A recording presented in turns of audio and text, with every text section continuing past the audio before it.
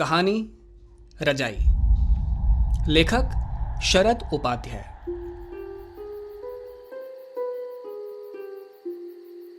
सर्दी की रात, चारों ओर पसरा हुआ सन्नाटा, सूनी पड़ी हुई गलियों में शब्द तलाशती हुई हवाएं, कपकपाती ठंड ने वातावरण में सन्नाटे की लकीरें खींचती थी।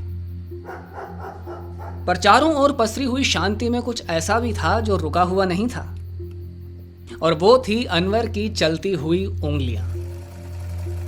तंग गलियों के एक कोठरी नुमा कमरे में अनवर की गृहस्थी सिमटी हुई थी। शरीर बूढ़ा हो चला था मगर हाथ अनवरत चल रहे थे। 40 साल से अनवर की यही दिनचर्या थी।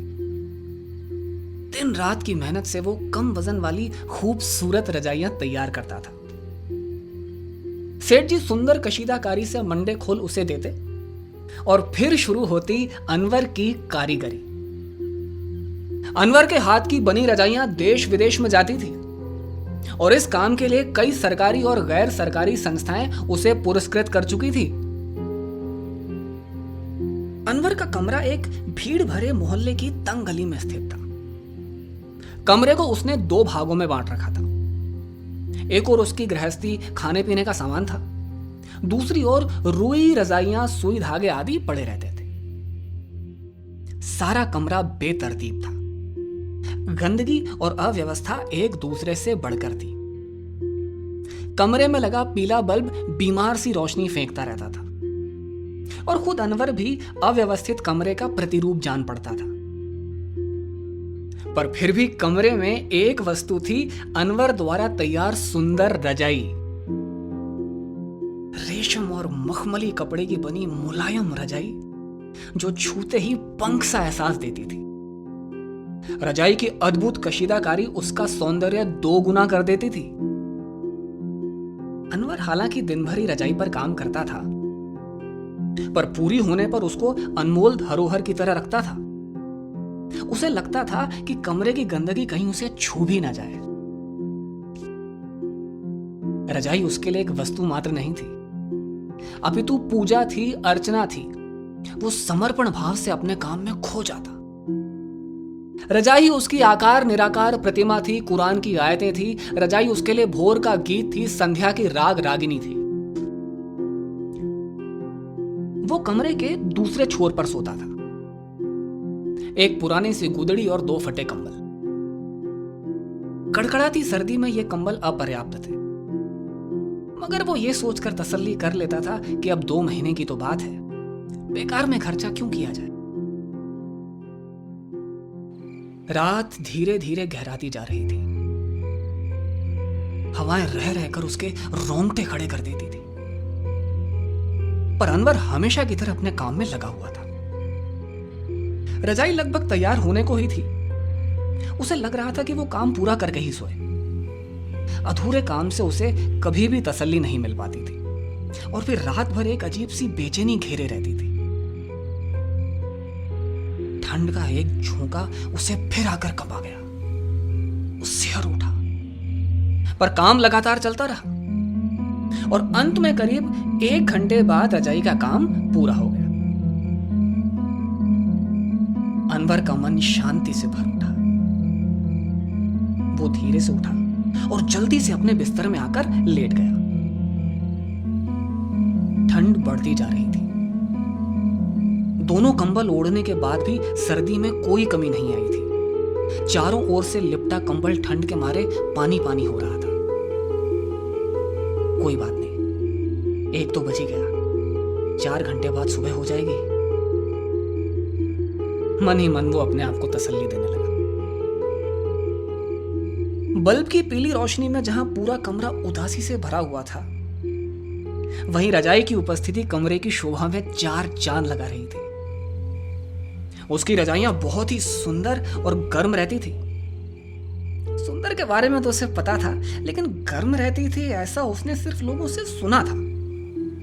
लोग तो कहते थे कि अनवर के हाथों की बनी रजाई तो बिल्कुल ऐसी थी कि बर्फ में भी ओढ़कर बैठ जाए। हालांकि वो उसका निर्माता था, रचयिता था, सृजन करता था, पर वो उसकी इस विशेषता से अनभिज्ञ था। कारण यही था कि सेठ जी हमेशा यही निर्देश देते रहते थे कि यह बिल्कुल गंदी नहीं होनी चाहिए, बिल्कुल निशान नहीं पड़ने चाहिए, आखिर हजारों रुपए की चीज है। उसने करवट बदली। रजाई अपने अप्रतिम सौंदर्य के साथ उसके सामने थी। ठंड लगातार बढ़ती जा रही थी। अचानक उसके दिमाग में ख्याल आया और वो रोमांच से भर उठा। वो सृजन करता है, निर्माता है, पर अपने सृजन से कितना अनभिज्ञ है।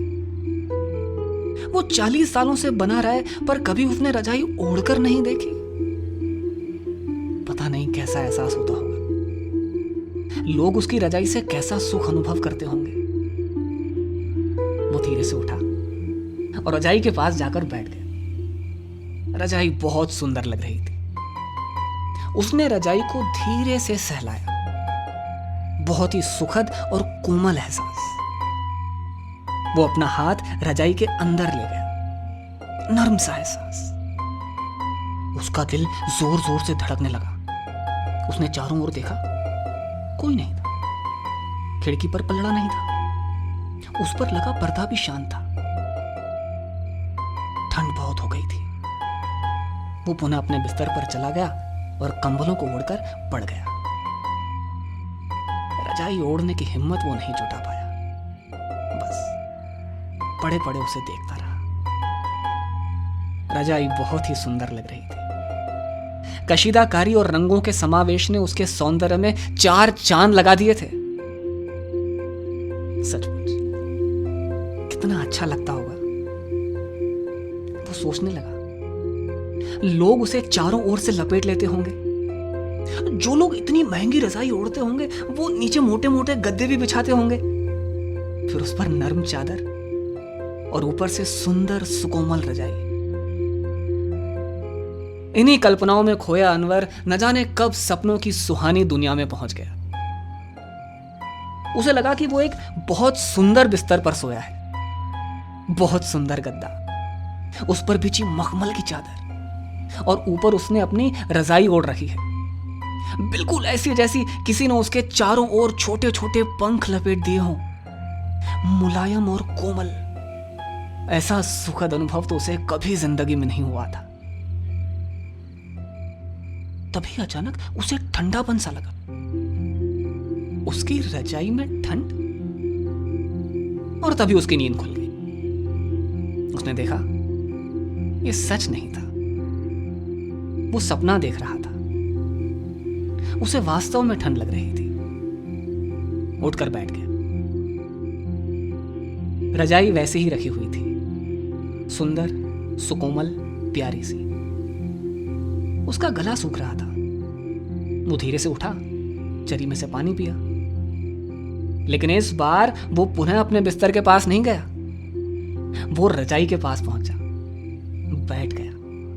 धीरे धीरे उसे सहलाता रहा। उसे बहुत अच्छा लग रहा था। पहली बार उसे लगा कि वो उसका सृजन करता है, निर्माता है, और उसे भी पूरा अधिकार है अपने सृजन के एहसास को अनुभव करने का। और इस बार अनवर ने खिड़की की ओर भी नहीं देखा। वो रजाई में घुस गया। उसे लगा कि ये पल उसके जीवन का सबसे सुखद पल है, निर्वाण का पल है, शांति का पल है। वो बहुत ही खुश था, बहुत ही खुश।